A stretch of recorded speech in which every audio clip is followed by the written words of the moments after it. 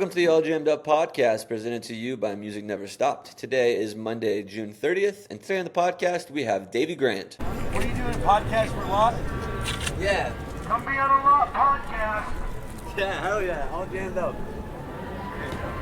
This dude's doing a podcast. If you want to be on some podcast, come give an interview. Hell yeah. All Good morning, fools. Welcome to the All Jammed Up podcast. Today is Monday, June 30th. And on the podcast today, we have a very, very special guest. One of my best friends in the whole world, Davey Grant. He's the person who introduced me to the Grateful Dead when we were 18 or 19. Started showing me a bunch of different music. And yeah, I thought it would be a good idea. And we obviously have a great conversation.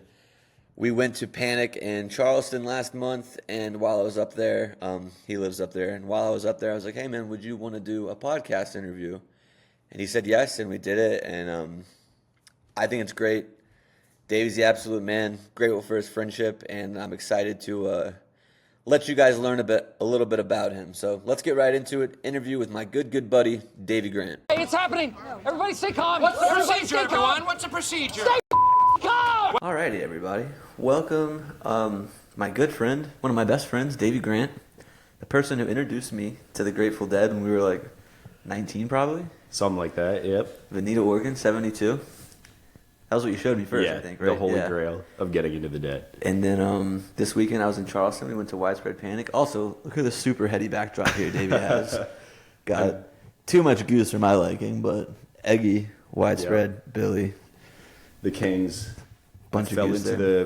the trap of buying a poster at every show I went to and got looped into going to a show, and you're like, what am I going to not buy the poster this time? So You got two more goose ones, too. yeah, I had to stay committed.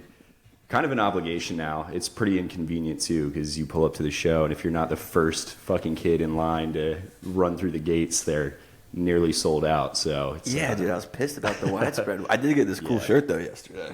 yeah, the The shirt's shirt's sick. always good merch. But I thought the Widespread crowd would maybe not be like as crazy about the posters. Yeah, I was honestly pretty shocked, but I guess given that it was the first show they'd played since Nashville. Yeah. So they hit the Southeast markets. They had all their fans from Athens. SEC rock and roll, SEC baby. shows out for some Panic. We did the Lot podcast too yesterday. That was sick. That was awesome to be behind the scenes. For Yeah, it's fun, dude. Those are so Yeah, fun. You like that meet a was bunch of blast. people.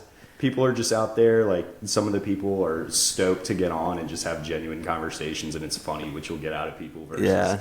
talking to them in the lot for a second, and then you put the mic in front of them and it just starts going down. They're like, yeah, dude, I want to do it so badly, and they sit down, hold the mic, and they're just like, I don't have anything. But I do think too, like holding the mic makes it like. Yeah, it puts you in the zone. Like you got to warm up to it a little bit Yeah, and get going. I'm like used to it now. Sometimes I have a stand, and like even having the stand is nice because I don't have to like hold it. Yeah, I want to get like clip-ons or something, but Yeah. if you guys come to the All Jammed Up Fest, July 19th, maybe I can sell enough tickets and get some new equipment. Get those margins up, people. Let's start with the show though. This weekend, I guess. Yeah. Fire show. That was my first time seeing Panic Friday, and I'm not like a huge Panic fan, but I was like, they're close by. I want to check them out. Have to check them out. Did not disappoint. Absolutely not. No, Panic is. That's only the second time I've seen them. I saw them obviously when they came to Charleston in 2023, and I was sold from there. Again, I was always kind of on the outside looking in with Panic. Like knew a bunch of people liked them. Yeah. Went to a bunch of similar shows, and when they came to town, I was like, yeah, I have to go see this. My buddy Garrett that I work with is like biggest Panic fan ever, and he was like, if you don't go, you're an idiot. So tried not to be stupid and went to the show, and yeah, never regret it. When I first started getting the jam bands too, I feel like the Panic fans kind of get the worst rap too. Well, it's funny because you think about it, and every band has their like fan stereotypes. Yeah. And, I love it because it's so true. Like They're always spot on. Yeah, it's always spot They're on. stereotypes for a reason. yeah, and it's like with a band, like you can't be upset about that. Like, Yeah. when you're really gonna get butthurt over a band stereotype, but it's literally like everybody has the same kind of floating crowd that goes to different bands, but you can just see like the core stereotypical people at a Goose show or at Dead and Company or Fish especially. Yeah, Fish, yeah. Yeah, it's always interesting. But the Panic lot is It's like hilarious. frat bros, some wooks, and then just like older women who love Michelob Ultra. The Mick Ultra crowd bleeds into the Panic crowd. Dude, that Mick Ultra last night saved my life. Crispy. I was crushing those game changers all Shout out weekend. home team. Shout out home team, dude. Please come open one in Asheville.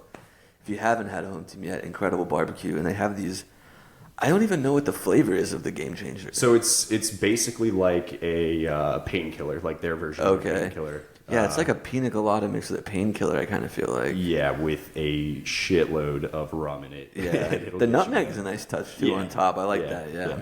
And you can take it a step further and get a floater on top when you order them at the restaurant, too. I personally haven't gone that far with it yet because you drink two of those things. Yeah. Good, but, yeah, they're delicious. They were super refreshing. Great vibe at home team too, because the owner, huge Panic fan. So if you go to a home team, you're pretty much listening to Nug streams the whole time. And there's one in Greenville, which is pretty close to me. But I'm not going to drive an hour and a half for. Maybe I would actually, honestly. Now that I'm thinking about it. If I didn't have one 5 minutes from my house, I'd drive an hour and a half. Yeah. But the show was sick. First night, so I felt like the first set on Friday, I was like, this is good. Like, I'm cool with this. And the second set, once it got dark, it was like a whole new show. Yeah, it's kind of an interesting thing to experience when you go to shows in the summer. And it's like you could see when the sun is still up, they're getting things warmed up. People are talking so much, too. The chompers were bad in the first set. Yeah, but then as soon as the sun goes down, they get into the second set, gets a little spacier, jams get heavier. Jimmy Herring, I mean, come on. That was my one gripe with the show, is there was no monitor or anything. Yeah, it was and we were pretty high up, so you can't like see them play. Yeah, but you can absolutely fucking feel it. Yeah, feel that energy coming dude, through. the energy night 2 last night, second set was like, I feel like we kind of became friends with all the people around us too. Yeah. So it was like a group of like 12 people just all like rocking out. But it's funny too, you can get GA tickets like that up in the stands, and it's like, you can pretty much sit wherever you want, but night 1, night 2, you end up like everybody kind of goes back to what they were doing the night before. So you end up like making friends, and despite the fact that nobody has assigned seats, everybody goes back to like their mob. I feel like they played bangers too. Like we got fucking Ride Me High, which I lost control of my body for a second there. I thought I was going to take my shirt off, just full of energy. But I feel like they missed a lot of bangers. Like I don't know that many Panic songs, but like no Chilly Water, no Picking Up the Pieces. All Time Low, didn't get the All Time Low, no Busted Big. No Greta. Was hoping for a Greta. Yeah, but we got Up All Night, like the third song on Friday, and I was like, damn, they're going to bust out all the classics.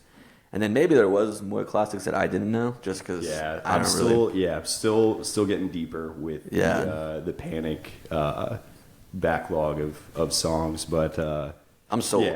Yeah, I'm absolutely. I've been listening to them a lot more on Nugs. Like they put out Panic in the Streets recently. Like, that was a good one. What an incredible show. People talk about the lore from that. The true Panic fans, everybody that was around then has a story about it. Got a good one coming to Lot Podcast. I guess he didn't see Panic in the Streets, but he had some couple good stories about seeing Panic back in the day. That'll be a good one. The thing too with like jam bands is like I can listen to all their stuff on Nugs, and it's like these guys are good, but you don't really know. You have how to much see, till you see it live. It's so hard because it's funny when people ask you like, "Oh, what kind of music do you listen to?" Or like, "Hey, put something on." It's like, well, there's a little bit more that goes into this because you got to appreciate the live aspect. Exactly. I'm not going to pull up some studio album for somebody to check out one of these bands that I don't even get on Spotify anymore. Like I don't use it. Yeah. Because most of what I want to listen to is literally like the night before it was recorded and thrown up on Nugs, and I'm like, that's what I want to listen to.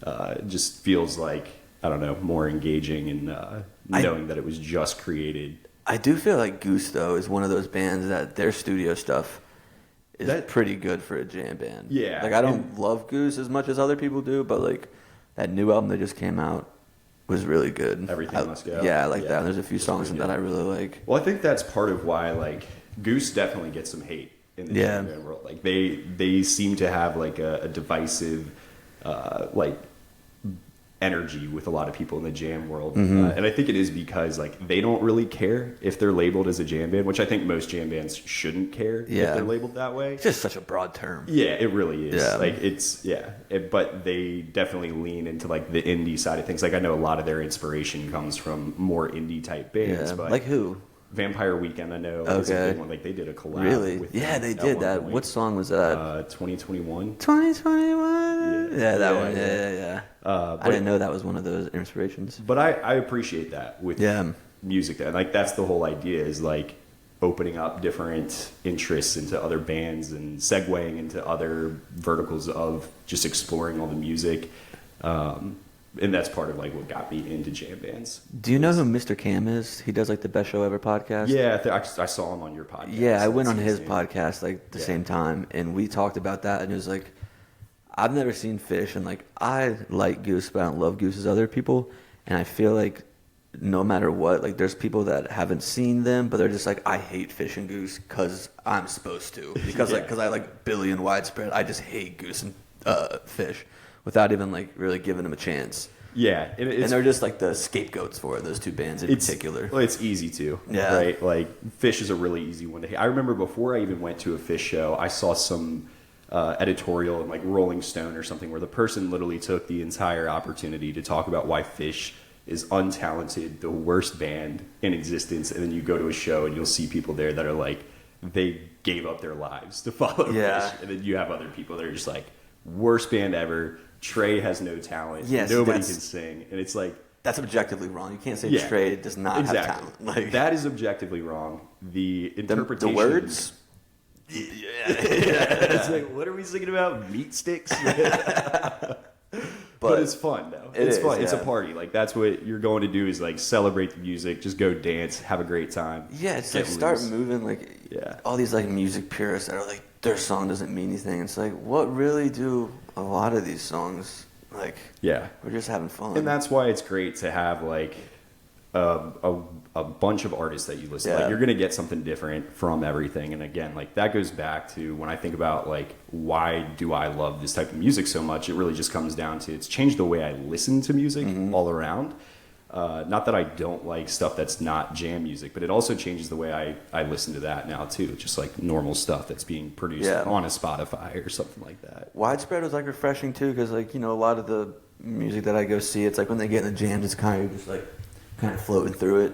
And with Panic, it was like they definitely like they lean heavy. Into, they lean into the rock and roll aspect of it too, and it's it's part of how you just get the different crowds in there, and it's funny because like Billy is the same way in my opinion. Is like he's got like his core roots bluegrass, just the flat picking on fire, and then he'll go into Wargasm and have like those crazy like delay effects on his guitar, on his voice. It can get trippy and spacey, and you've got these guys and women coming to these shows that are like the hardcore bluegrass fans, and then they go see Billy do this shit, and they're like, "What am I watching right now?" And I think artists like him, I mean, you can see the impact he's had. Now look at all these jamgrass bands that are popping up. I've said that like 4 times in the podcast now, like Mountain Grass Unit, Shadowgrass. Like, it is so true, and I think it's one of the most interesting fusions of style in music today, and it's refreshing because it feels like something that's new.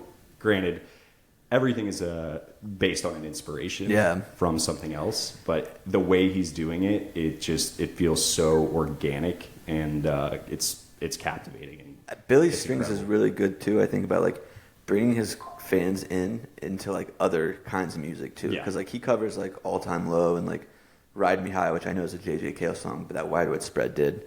But then he'll do like John Hartford, All Fall Down, like these old bluegrass tunes that he like does his own spin on, and it's just like a way to find other music through Billy Strings, and then you can learn to appreciate like those other bands. Yeah, 100%. Which is fire.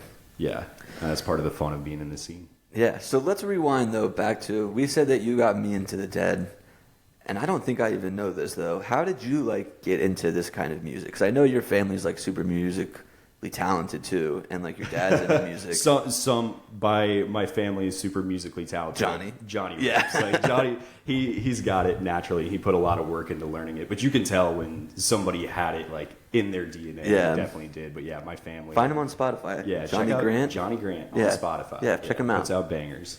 So our family, we just very music oriented. Like from growing up, when I turned 8 years old.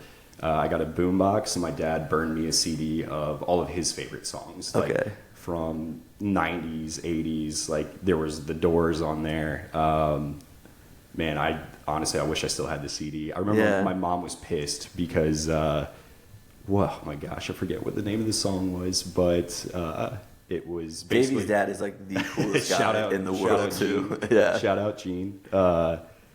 Yeah, it was, I don't know, the song was about sex. I was like 8 years old. My mom was like, what the hell is this? Why'd you give him this for his 8th birthday? He's like, it's a good song. So, yeah, our family, we've always had. Yeah, Let Me Lick Your Pussy by Ween on it. That was not on there. LMLYP, though, that is a piece of art. Ween is also one of those bands. So let me back up here. This is all going to kind of come together. But, yeah, so, like, my dad had a very early influence on the music I listened to. He's a huge Doors fan, always had Pink Floyd playing in the garage. Led Zeppelin was like our religion. We loved all of that music, still do.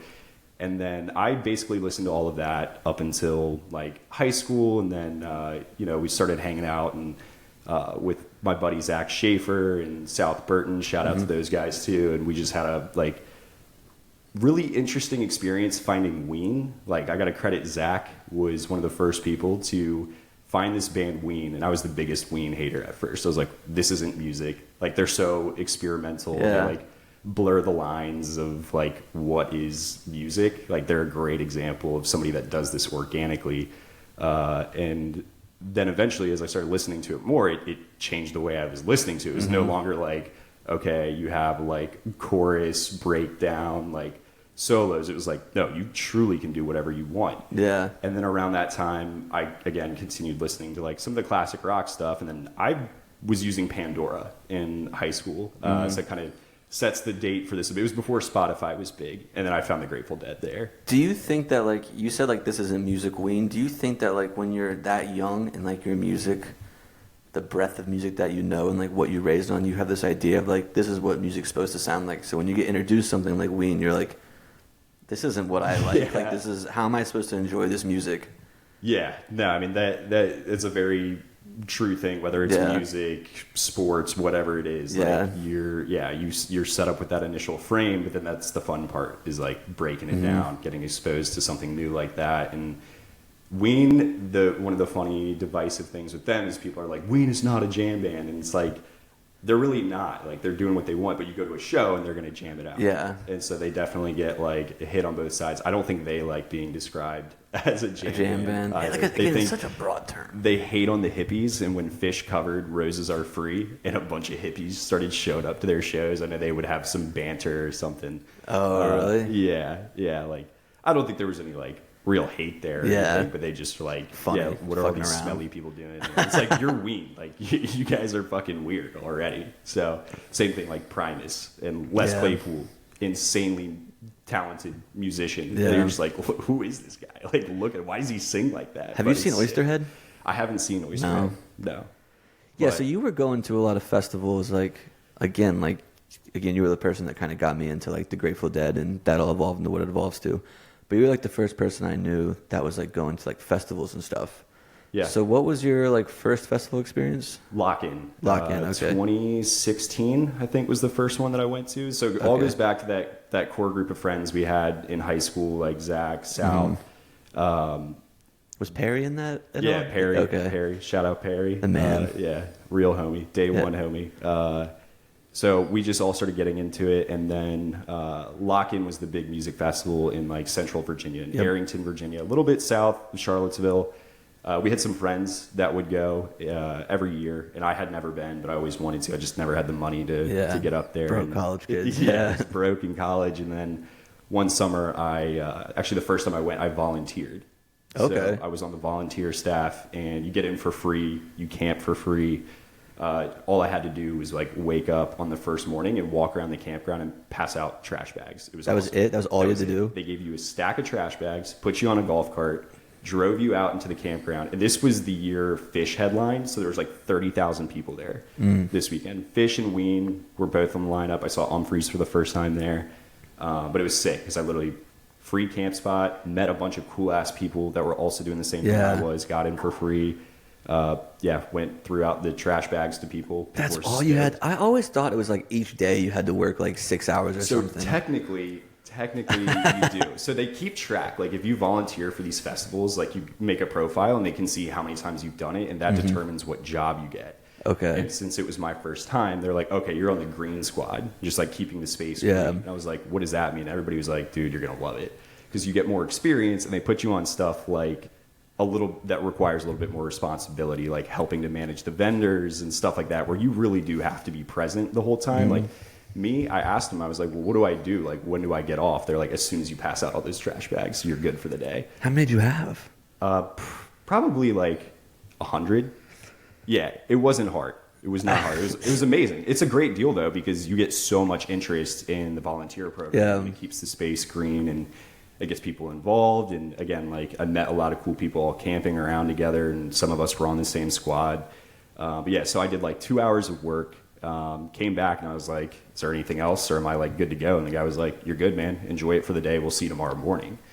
So the next day, like you do have like kind of like a schedule, and they have it slotted out for 6 hours, but you don't really have to do that until, you know, like once it's all cleaned up and everything's good, you're good. Good to go. And then so the second day, one of the guys that was like the supervisor, his uncle was the owner of the management for all the vendors. Okay. And he was like involved with getting the volunteers out there, and he went to JMU as well. Okay. Yeah, so we were just talking. I was like, oh, dude, that's crazy. He was like, yeah, all my buddies are here this weekend too. And he was like, you know what? Bag up a few of these trash bags and throw them in the back of the golf cart, and you're good, dude. And so he That's just like fucking awesome. let me go do whatever after that. And then, yeah, the rest of the festival weekend was mine to just explore. And my buddies were there. They were in the regular camping area. So it was fun. I just grabbed my stuff, went over there. So who else was it? Was Fish, Ween, Humphreys? Ween, Humphreys, was Panic might have been there that year, or no, My Morning Jacket was there. Okay. We were talking about them. Shouts out Cooper. Yeah, I know there was a big fan base there for them. I don't know that I checked that out. I think Such a unique band to me. How their following's so like cultish too. yeah, but you'll have that. Yeah. You'll have that with different bands. It's like, it's just funny that like I never really thought of them as a jam band, and then here they are like alternating headlining nights with Fish. Like, what? Who is Dude, this my band? friend Cooper just saw them like 12 times in April. That's impressive. I'm like, how do you even do that, yeah. dude? Like, Look, I've been there. If I didn't have any kind of responsibility that like a house and dogs and my wife, I'd probably be on the road. it chose this life instead. But that's the other funny thing too, is I feel like the crowd, especially here when we get shows in Charleston, like you see a lot of the buttoned up people around town at these shows just getting loose. And it's Panic just, comes and it's like, unbutton that top button. it's fun to have both sides of it. Just get to get out there and rage with the people. But I think I'm bouncing around a bit. Where were we? We were, Locking. yeah. This is all this does is bounce around. That's all we do in here. Hell yeah. Ping pong, baby. Yeah. But yeah, so went to Lock-In 2016, and I was like, I'm doing this every year from here on out. And it always overlapped with that first week of before classes would start at JMU, which was always like the big thing, Frog Week. How did I never go to this with you? I don't know. I really do. Because, everybody would come back into town in Harrisonburg, which was only an hour away from Arrington. So it was perfect. But I remember being conflicted because I'm like, oh, shit, everybody's going to the pool parties, or I go to this festival. And after I went the first year, like, it's a no-brainer. I don't care about pool parties. Like, pool parties are sick in college. They are sick. Yeah. Sickers, lock it. So, we would just do that every year. And it's cool. You just go out there, you pop up a campsite, it turns into its own city. You forget the outside world exists. Mm-hmm. It's a true camping festival. Like, I know there's festivals where you can camp at, or people might stay in a hotel nearby or something like that. But the best festivals are the ones where it's like, you're in the middle of nowhere. It's like Halloween, Yeah, it's like, this is the best option and probably one of your only options. It literally turns into its own little micro city with its own economy. I'm like, I don't think I'm ever going to leave here every time I go to one. yeah. Well, it's funny because you pack up on Monday morning or Sunday evening, and it's like, wait a minute, where are we going? Dude, whenever I have to like get back in the car, I'm like, I've been moving at 3 miles an hour for 5 days, and now you want to get in this metal box and go 80 miles an hour down the highway. Oh yeah, then you're like sitting in a line of cars trying to get out of the campground, just getting cooked by the sun. That was the one tricky thing with lock-in. I think that they tried to change the weekend every once in a while because it would be in August and then it was in July. It's too hot. It's so hot out in Yeah. Central Virginia on a farm in the middle Yeah. of August. That first year, like, it was brutally hot. You'd wake up at 6 o'clock in the morning. You went to bed at 4. You're trying to sleep, but you can't sleep past 6 a.m. because you're sweating. So hot, You're sweating yeah. in your tent.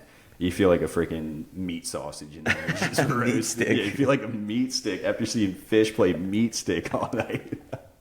I'm gonna get this video flagged from YouTube for saying meat stick too much. It's all right. We can't sing, so we're good.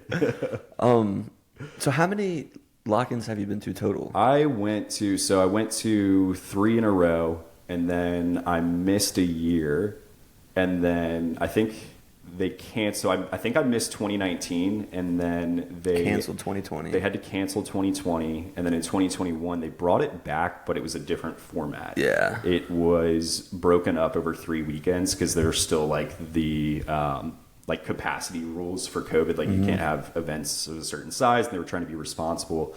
So they broke it up over 3 consecutive weekends and just had smaller lineups each time. So I think the first weekend was, I don't know if they were the first or third weekend, but it was Tedeschi Trucks Band was one of the Nice. headliners. Goose was the middle weekend, and then the other headliner was J-Rad, which first time seeing them was at Lock-In 2. They played late night. Such a good Yeah. vibe. Like one of the best renditions of the Dead that is touring right now. Many people say they're the best. Yeah. I've heard people say they're better than Dead & Co.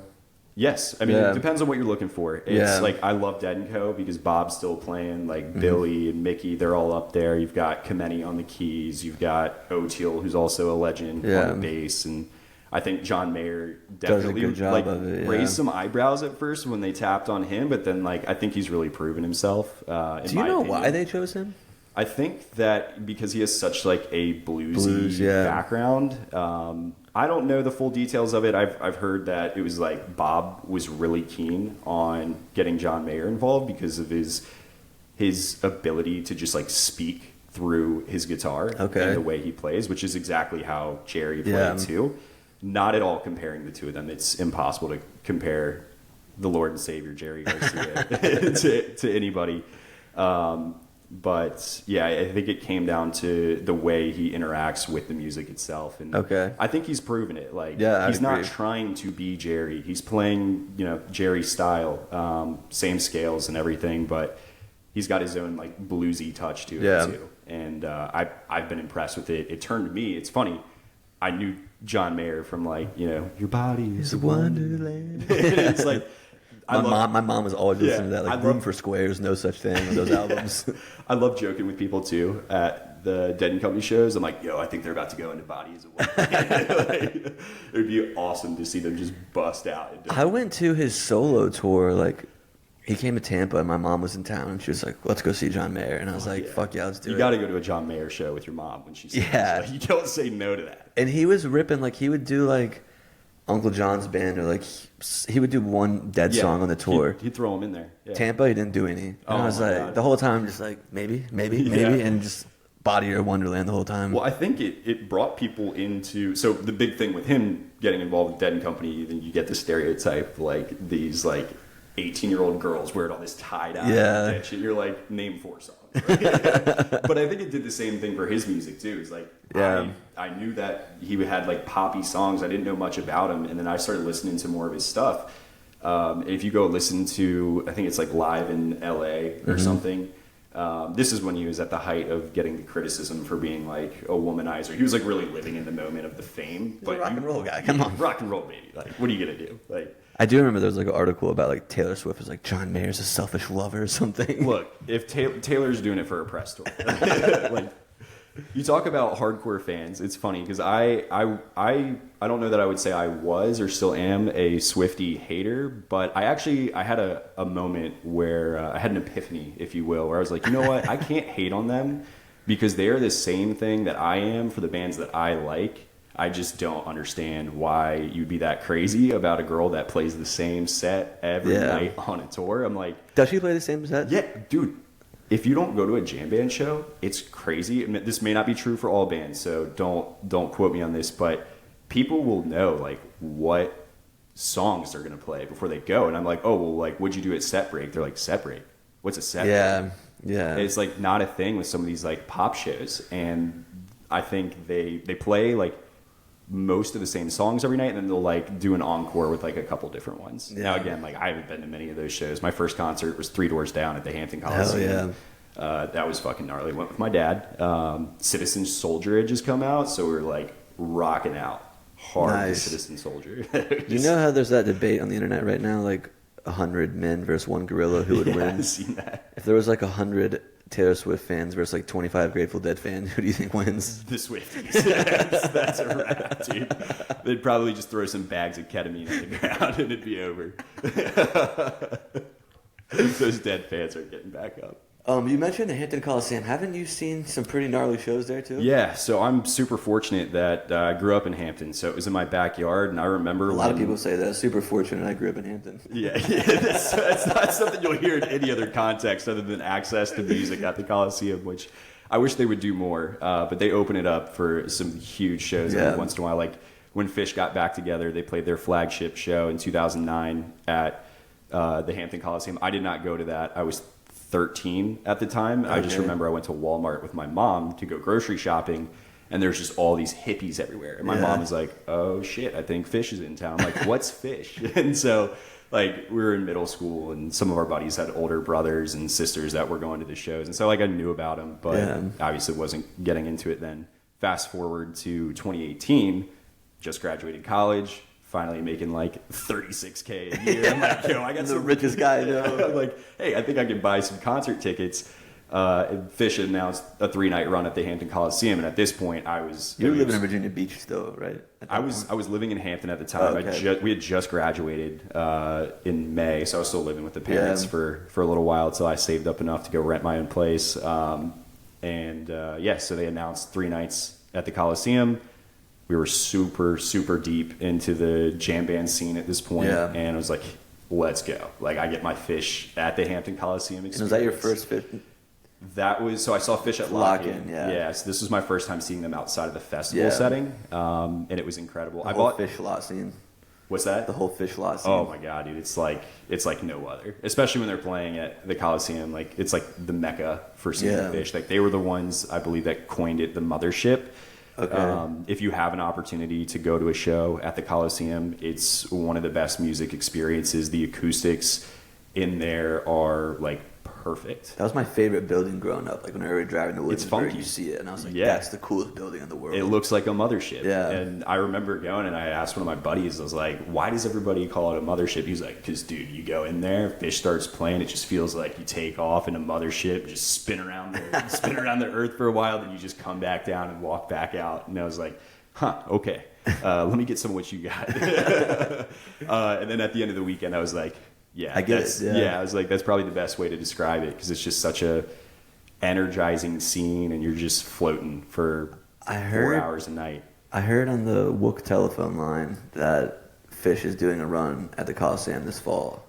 I know people that have already bought hotels for it and stuff. Interesting. Yeah. Well, I mean, some people, it's hit or miss when you hear stuff like that. Yeah. Some of the rumors can be true. I know some guys that are kind of tapped in. I was like, if anybody's right, it might be you. So. Yeah. It'd be sick if they announce it. If it's going to be this fall, I feel like they would. It's definitely something to keep on the radar for sure. We've been traveling so much that I'm like, I can't commit to anything yet. And they're playing here in June, so I'm like, I'd have some options. But... I might try to come for that. Yeah? Yeah. I met a dude the other day he bought like extra tickets, and he was like, if you need tickets, like text me, I'll give them to you for face. Yeah. No, I haven't bought tickets for that yet, again, because I'm like, I feel like they're sold out already. I don't know. I haven't even checked. Okay. And they play there, the Charleston? So they're going to play at the North Charleston Coliseum. That's where I saw Billy. That's kind of like the big venue for the fall, and it's indoor. It's similar to the Hampton Coliseum. I think it's a little bit smaller. And where's that, like, in relative to your house here? So we're currently in Mount Pleasant. North Charleston is like, I don't know, 20 minutes. So the way we went onto Daniel Island last night for Credit One, go past that. If you go past that and keep driving towards the airport instead of getting off the interstate right there, it's the same exit as the airport for Charleston. And so it's like 20 minutes, super easy to get to. really easy to get in and out of. Also, really fun venue. It does not look as cool as the Hampton Coliseum. Yeah. It's just a big brick building. But also like similar vibe. It's an arena. When Billy played there, they blew the roof off the place, and it'll be a great spot for Fish. Too. When was that show you saw Billy? That was March 2023. 2023. Yeah. He has not blessed us with a show here since then. I'm He plays surprised, Savannah and St. Augustine a lot. So there's probably some stuff with the proximity laws of how frequently they can play in an area. And like Charleston's a big music market, but we're not the biggest. We're not like Atlanta. So a lot of times bands will play there. They'll kind of skip us and then go up to Charlotte or Raleigh. Yeah, I see that with like the bigger, not really the bands I really care for, but like the bigger, like, I'm trying to think of like somebody who would be, but like the more radio people, they always go to Charlotte instead of Asheville. But Asheville doesn't really, there's like this place called the Asheville Yards, which it's just a parking lot next to a bus, like literally like a Greyhound bus stop in downtown Asheville. I've never been to it, but like everybody I know in Asheville is like Green Sky Bluegrass is playing. They're like, I'm gonna have to suck it up and go support Asheville Yards to see Green Sky. You could turn anything into a music venue. I mean, yeah, I guess because like the salvage station washed away in the hurricane. That was supposed to be like a really sick venue. That's like part of the reason we moved to Asheville. Yeah, and then we get here and it was like, hey, actually that thing that you really liked, it's not here anymore. That's the worst, man. I really, really hope for all those people they can continue to build back from that. Yeah, I think they were like out of their lease anyways, so they raised a bunch of money. And hopefully they come back with something. But there's like Pisgah Brewing, which is another sick venue. And they have like a big field that holds like 2,000 people. So for like smaller shows, like Dogs in a Paws playing there, Frasco, Keller Williams this summer. Oh, hell yeah, that's a fire line. So that one will be sick, yeah. And I think Pigeons just played the other day, but we were here. Hell yeah. All right, man. All of the shows that you've been to, favorite one or like crazy story from one of them? You can sit and think about it for a second. Yeah, I'd have to say favorite show, probably, like, I guess it's hard to say favorite, right? Because they're all like most memorable. Yeah, recency bias is a real thing. Every show I go to, I'm like, that's the best show I've ever seen. Yeah. But you can definitely tell when the band's more tapped in, higher energy. I think some of my most memorable experiences would be first year I went to Lock In, seeing Fish is burned in my memory for sure. Just interesting night that night, and then what made it interesting? Can't get into it on the podcast. Nah, that's we're gonna have to blur my face. Okay. No. But basically, I ordered a barbecue sandwich at set break. No idea why I did that. There was no way I was in a state to be eating pork on a sandwich, just sitting on the ground. I'm pretty sure I just ended up eating the dirt next to my plate. I'm not too sure I was eating barbecue.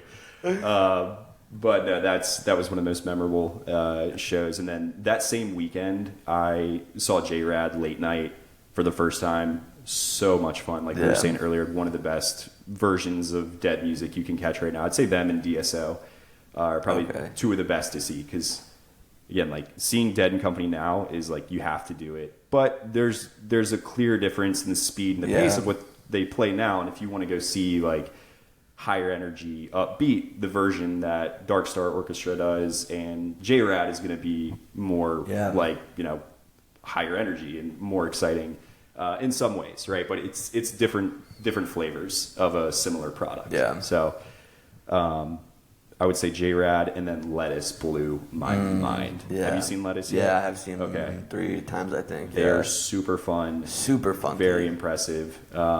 But it's funny, like my most memorable show experiences are usually the late night set at a festival. Definitely. And it's like, these should be the ones I can't remember that It's not really memorable, but I remember I liked it. But that's the thing is like, it's so much fun because you're like, I don't have to go anywhere. I'm camping like 400 yards that way, and I can just run around without my shoes on like a hooligan all night. And that is the thing about like the big shows too, is like, which I like festivals so much, it's like it's over now. I just go back to my campsite and it's like, you when you know the show's almost over, you're looking at your watch, it's like, all right, I gotta find my group. We got to get to the car. How are we going to get out in time? Who's going to drive? You don't have to worry about drunk drivers flying around. You don't have to worry about getting in trouble or trying to find a place to go in post game or anything like that. And they're usually so like, they're like people that do work the festivals. Quick shout out to those people. Oh yeah, they are always like, they make it happen. They're never like, they know what's going on. Yes, and they're like, hey, safety is all they care about really. And that's what you need at that. Like you see some people get spun out hard. Yeah, the people that are going too hard before the shows even start, like early in the morning. The It's worst like, is when like I'm kind of going through it and I see someone else start bugging and I'm like, oh shit, is that gonna happen to me next? look, the energy is shared. You Yeah. can feel it when somebody else starts bugging. Even if they're not in your group, you can see it. It's like, all right, I gotta kind of block this out and hope for the best for them. But yeah, now the late night sets are a blast. I think another one when we went to Lock-In in 2018, Dead and Company was headlining that weekend, and they played their 2 sets. I forget which night it was, and then it was Lettuce had, I want to say it was Lettuce had the late night set that night, and it's like 1:30 in the morning, and Eric Krasno's up there. They brought out John Mayer, showed up, sat in with them. Then Bob Weir. 2016 Lock-In, John Mayer showed up? 2018. Oh, 2018. Was Dead and Co playing there? Yeah, Dead and Co was headlining. So they played like the headlining set, and then late night started over on the stage adjacent to the main stage. And then that's when, like, halfway through the set, they brought out John Mayer, Bob Weir came up there, and you have Eric Krasno up there. I want to say they brought out a couple more people too. You'll have to fact check who was actually playing, but basically you just ended up with this concoction. We don't fact check anything. Yeah, fuck yeah. We, love that. We could just spew nonsense. Exactly. But yeah, I mean, it was insane because it was just like 4 or 5 of the best guitarists, musicians that you could possibly have together on a stage, all up there. And I just love seeing old Peepaw, Bobby Weir getting up there at 1:30 in the morning, just like, fuck yeah, I'm gonna keep ripping it. Like, that's what it's all about. And yeah, like one of the best sets of music I've seen. They're just so high energy, keeping the crowd going, and that venue on Lock-In at the Farm is just like magical. Like literally, like it feels like just that takes off. Yeah. Well, that's the thing. It's been a bummer ever since COVID, and when they split it up across those 3 weekends, they haven't brought it back yet. It looked like they had stuff up on their website, like almost suggesting it would make it come back, but it just hasn't. like gauge interest, see if it'd be worth it. Yeah, it hasn't come back to fruition. I know that's Peter Shapiro is the big promoter. He's the one that organizes that whole thing, and he's heavily involved with like getting Goose on the radar. Yeah. He's heavily involved with like Phil Lesh, or R.I.P. Shout out to Phil Lesh, one of the legends. And yeah, the Dead and Co. squad. So yeah, I mean, he the fact that he was doing that in Virginia was amazing because we just had such good access to all these incredible bands at the time. That like at the time I knew it was sick and I enjoyed it, but looking back on it now, which sounds crazy. I mean, it's only been like, I guess it's almost been 10 years since the first Lock-In I went to, but it's like I appreciate the fact that I was there so much more now. I was probably there at the time to just smoke a lot of weed and drink a lot of beer, but now I'm like glad that I went to that stuff because I'm still doing it to this day, trying to catch these bands, and just being able to see all these people at the same time was insane. You said R.I.P. Phil Lesh and talking about festivals here. You know how I found out Phil Lesh died? It was at Ween, and like I don't use my phone at all. My phone's just like gone. It's usually dead. Yeah, and I'm just like laying in the field, and String Cheese is playing, and they're like, "We're gonna do one, Box of Rain. Rest in peace, Phil. We love you." And I was like, "What did he just say?" And then somebody behind me was like, "Yeah, man, you didn't hear Phil Lesh died." Oh my god! And it was like the next day, and I was just like, "What?" I was like, "No one has said anything about this yet till now." So that was crazy. That is a crazy way to find out, but I mean, String Cheese, like that's kind of the crowd you want. And then the next day was, what was it called? The Bob Weir incident. So it was Bob Weir with like some of the guys from String Cheese, and they did like a Box of Rain that was like, I thought everybody was just like so sad, but like so nice at the same time. Yeah, I mean, you got to celebrate it, right? Like it's a fact of life. Like we're all gonna be there. And some old head, like, you know how like some of the older heads are like kind of anti-Bobby. This old head was like, "Of course, Bob Weir is gonna play a show 2 days after Phil Lesh dies." He's like, the guy. He's had this book for months, and he's like paying homage to him. Like, what do you want him to do? And that's that. Bob Weir is on that stage because that's where he belongs. Yeah. Like, he's going to do that either way and celebrate the people that he came up with. And I know he says like it's funny how much people hate on him because they're probably like, this guy needs to chill out, like he doesn't sound the same anymore. Yeah. I'm not gonna lie, this might sound crazy, this might be a pretty hot take, but I kind of like the spacey, airy tone Bobby's got playing these days. Now it's a bummer when he's completely off key. Dude, he did a Tangled Up in Blue a couple weeks ago, and I was like, they maybe should have let John Mayer sing this one. He did not sound too hot. Yeah, the vocals are, obviously he's mustering out everything he can. But in the pace is slowed down a little too, which I know a lot of people hate on. But again, like, it's Bob Weir. What, are you going to not go see Bob Weir as long as he's still playing? And I know he always says, he's like, they will have to drag my body off of a stage because he doesn't intend on stopping, and he does everything he can to keep playing. Yeah. Like, I know when I was crazy Pilates and stuff. Yeah, videos he posts on Instagram. When I was on Instagram, that's all I ever saw from his stories is him just like doing yoga on a beach somewhere. Him and Rick from Jews doing like stretching exercises together. It's awesome. You love to see it. The boys bonding. All right, so last thing before we wrap up, you introduced me to the Grateful Dead in college, maybe freshman year. Yeah, I don't know if we ever finished that story. Yeah, you got me into the Grateful Dead freshman year. Then like we got really close, I feel like sophomore year, and we really, really got into it. Yeah. And then I feel like the theme kind of like our college, and we were the only ones that like in our group of friends that was really listening to that music. Yeah. And I feel like one more Saturday night, we would get like all the boys. Everybody. So they lived in, Davey was like on the club soccer team. You're like the president of it, right? Yeah. So they had like a club soccer party house. And like we'd always party there on like Friday and Saturday nights. And then when everyone left, it was just like the 10 or 12 like just the homies, left. just dudes. Yeah, just dudes. Just dudes. Maybe like one guy's girlfriend's just like in the corner, like what's wrong with these waiting guys? for the Uber to get them the hell out of there. And they had these crazy speakers, and we would just play One More Saturday Night. Crank that shit up. And we're all just like shirtless, like just running around. like even the guys that didn't know the Grateful Dead, like by the end of the school year, everyone knew. Oh yeah, It was 4 a.m. That song was coming on. There was no other choice. It didn't matter what night of the week it was. Yeah. When it was Saturday. It was hit even harder. And even the people that didn't know what jam band music was or had never even heard of the Grateful Dead were loving it. I used to have a video on my phone of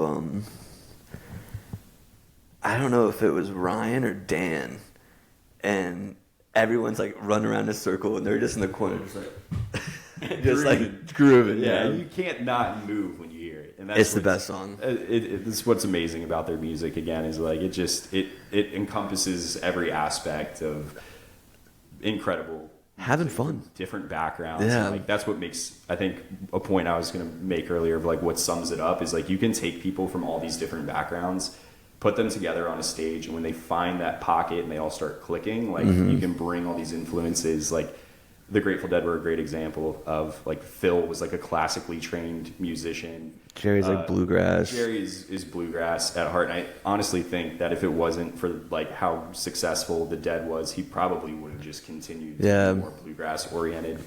And then Bobby, you've got just coming up playing rock and roll guitar with the crew that he was with around San 15, Francisco. yeah, when he was like 15. Real young. Like, they're like, hey, we're gonna take your son on tour with us. His parents are like, okay, yeah, whatever. There was that really cool documentary on Netflix about Bob Weir for a while, and I can't find it anywhere now. Yeah, was it a Long Strange Trip or was it a different one that was specific? That's the Amazon one. That's right, yeah. There was one on Netflix that was like just about Bob Weir, and I mean obviously everything else, but it was more just focused on like him growing up with the band and stuff. Yeah, so but yeah, you bring all them together, and then Pigpen, shout out Pigpen, a legend, bringing the soul, the bluesy soul to the that's like the Dead. My favorite part, like one of my favorite. I mean, they're all good, but like that part was just like so raw. And like, there's one, it's like, the album it's on is Live from the Phil Zone, but there's like two songs that are like in 68 and 69, like 30-minute songs. Yeah. And Pippin's just like real rough and just raw, and I love it. Yeah. Yeah. I can't think of the song right now, but. Yeah, I mean, he definitely was bringing the bluesy, blue-collar vibes, ripping the harmonica. Yeah. I think Turn On Your Love Light is one of the best songs that they would play with Pigpen at the helm. Bummer he was gone too soon, but I mean the man loves love drinking. Don't we all? Yeah. All right, man. Well, I have to drive back to Asheville, so we got to wrap this up. But it's been a hell of a weekend. If you guys want to thank anyone for the podcast, thank Davey for getting me into jam band music. Nah, brother, it's been awesome to watch you put this together. Thanks, dude. Hell yeah, brother. You just got jammed. Welcome back from that interview with Davey. Hope you guys enjoyed that. I know it's a little different than a musician or artist, but for what the podcast is, I owe Davey a good chunk of it. Showing me the light of the music. I actually was with Davey all weekend at a bachelor party too, so perfect timing for it. Hope you guys enjoyed it. Maybe you can do some more stuff like that in the future. Thursday we will have a podcast on Thursday. You guys have a podcast for your traveling on July 4th. It'll be with the band Moonshroom. They're a newer band to me. They're having an album come out this summer, kind of like a jamgrass band. So we'll learn more about them, and that episode will go out Thursday. So have a great week, guys, and remember, wherever you are right now is exactly where you're supposed to be. Come along, have a drink with me. We can talk about the world and how the world is turned so slow. Day and night I found cars they drive and planes they fly. I look into the sun and the sky, you're so bright. It's you that I have found. Oh, and I know there's not much longer now. Or if the world would just slow down.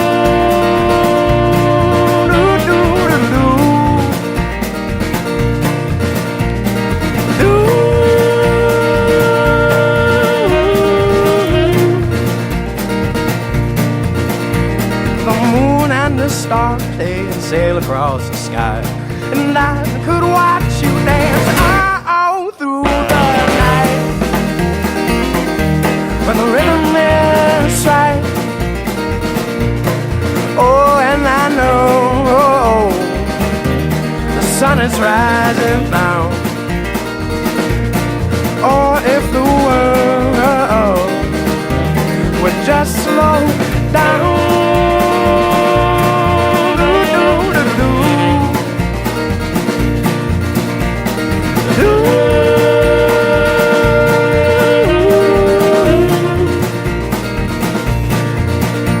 So you move with me and I'll move with you, and I could spend the rest of my life by your side. It's you that I have found. Oh, and I know not much longer now. Or if the world would just slow down.